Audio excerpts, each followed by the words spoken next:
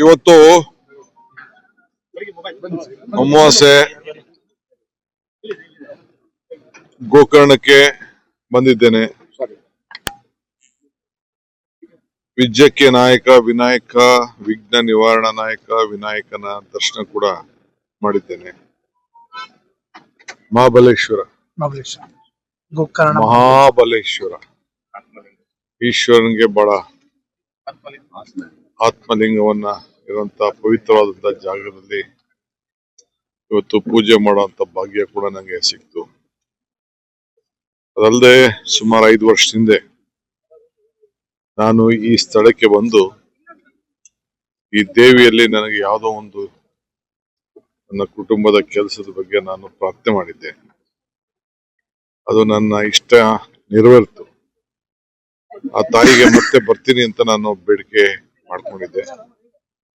So ಈ ಸಂದರ್ಭದಲ್ಲಿ ಬಂದು ಭೇಟಿ ಮಾಡಿ ಆ ತಾಯಿಗೆ ನನ್ನ ನಮನವನ್ನ ತಿಳಿಸಿ ಮತ್ತೆ ಆ ತಾಯಿ ಆಶೀರ್ವಾದವನ್ನ ಮಾಡಿ ಆಶೀರ್ವಾದ ಮಾಡು ತಾಯಿ ನನಗೆ ಅಂತೇಳಿ ಕೇಳ್ಕೊಳ್ಳಿಕ್ಕೆ ಬಂದಿದ್ದೇನೆ. ನನಗೆ, ರಾಜ್ಯಕ್ಕೆ, ನನ್ನ ನಂಬದಂತ ಜನಕ್ಕೆ ಎಲ್ಲ ಕೂಡ ಒಳ್ಳೇದಾಗ್ಲಿ ಅಂತೇಳಿ ಪ್ರಾರ್ಥನೆ ಮಾಡಿದ್ದೇನೆ. ಸೊ ಬಹಳ ಸಂತೋಷದಿಂದ ಹಸನ್ಮುಖನಾಗಿ ಇಲ್ಲಿಂದ ನಿರ್ಗಮಿಸ್ತಾ ಇದ್ದೇನೆ.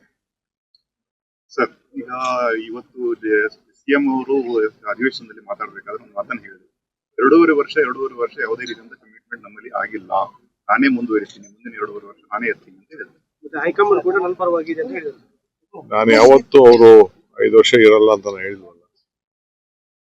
ಹೈಕಮಾಂಡ್ ಅವ್ರ ಪರ ಇಲ್ಲ ಅಂತ ಅವ್ರ ಹೈಕಮಾಂಡ್ ಇರೋದಕ್ಕೇನೆ ಅವ್ರ ರಾಜ್ಯದ ಮುಖ್ಯಮಂತ್ರಿ ಆಗಿದ್ದಾರೆ. ಪಕ್ಷ ನಿರ್ಧಾರ ಮಾಡಿರೋ ಪ್ರಕಾರ ಅವ್ರು ಇದ್ದಾರೆ. ನಾನು ಅವರಿಬ್ರು ಒಪ್ಪಂದಕ್ಕೆ ಬಂದಿದ್ದೀವಿ.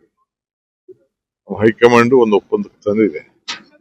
ಆ ಪ್ರಕಾರ ಇಬ್ರು ಮಾತಾಡಿದ್ದೇವೆ, ಇಬ್ರು ಅನೇಕ ಬಾರಿ ಹೇಳಿದ್ದೇವೆ. ಆ ಪ್ರಕಾರ ಇಬ್ರು ನಡ್ಕೊಂಡು ಹೋಗ್ತೇವೆ.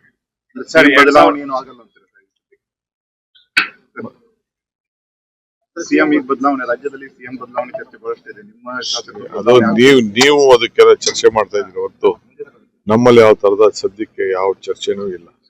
ಪಕ್ಷ ಏನ್ ಹೇಳ್ತದೆ ಹಂಗೆ ನಾವೆಲ್ಲ ಸೇರಿ ನಡ್ಕೊಂಡು ಹೋಗ್ತೇವೆ. ಸರ್, 2019ರಲ್ಲಿ ನೀವು ಇಲ್ಲಿ ಬಂದಾಗ ನಿಮ್ ಇಷ್ಟಾರ್ಥ ಸಿದ್ಧಿ ಆಗಿತ್ತು ಅಂತ ಹೇಳಿದ್ರಿ ಸರ್. ಈಗ ಮುಖ್ಯಮಂತ್ರಿ ಪಟ್ಟಕ್ಕಿರುವಂತ ಒಂದು ಅದೆಲ್ಲ ನಾನು ಹೇಳಕ್ಕೆ ತಯಾರಿಲ್ಲ. ನಂಬಿಕೆ ಇದೆಯಲ್ಲ ಆ ತಾಯಿಗೆ ನನಗೆ ಇರೋಂತ ವಿಚಾರ, ಭಕ್ತಂಗೂ ಭಗವಂತನಿಗೂ ಇರೋಂತ ವಿಚಾರ. ತಾಯಿ ನನಗೇನ್ ಹೇಳಿದ್ದಾಳೆ, ನಾನ್ ತಾಯಿ ಹತ್ರ ಏನ್ ಮಾತಾಡಿದ್ದೀನಿ, ನಮ್ಮಿಬ್ರಿಗೆ ಬಿಟ್ಟಿದ್ದು. ಸೊ ಗಣೇಶನ ಹತ್ರ ಏನ್ ಪ್ರಾರ್ಥನೆ ಮಾಡಿದ್ದೀನಿ, ಮಹಾಬಲೇಶ್ವರ ಹತ್ರ ಏನ್ ಮಾಡಿದ್ದೀನಿ, ವೀರ ಗಂಗಾಧರಜನ ಹತ್ರ ಏನ್ ಪ್ರಾರ್ಥನೆ ಮಾಡಿದ್ದೀನಿ, ಅವೆಲ್ಲ ನಮಗ್ ಮಾತ್ರ ಬಿಟ್ಟಂತ ವಿಚಾರ. ಸಮಸ್ಯೆ ಬಂದಾಗ ಪರಿಹಾರ ಈ ಡೇಟ್ ಒಳಗೆ ಪರಿಹಾರ ಮಾಡಿಕೊಡ್ತೀನಿ. ಇವತ್ತು ಡೇಟ್ ಕೊಟ್ಟಿವಿ ಸರ್.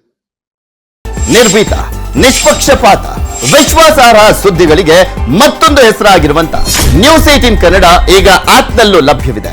ದಯವಿಟ್ಟು ಇಲ್ಲಿರುವ QR ಕೋಡ್ ಅನ್ನ ಸ್ಕ್ಯಾನ್ ಮಾಡಿಕೊಂಡು ಆಪ್ ಅನ್ನ ಡೌನ್ಲೋಡ್ ಮಾಡೋದಕ್ಕೆ ಮರಿಬೇಡಿ. ನಿಮ್ಮ ಬೆಂಬಲ ಹೀಗೆ ಸದಾ ನಮ್ಮೊಂದಿಗಿರಲಿ. ಧನ್ಯವಾದ.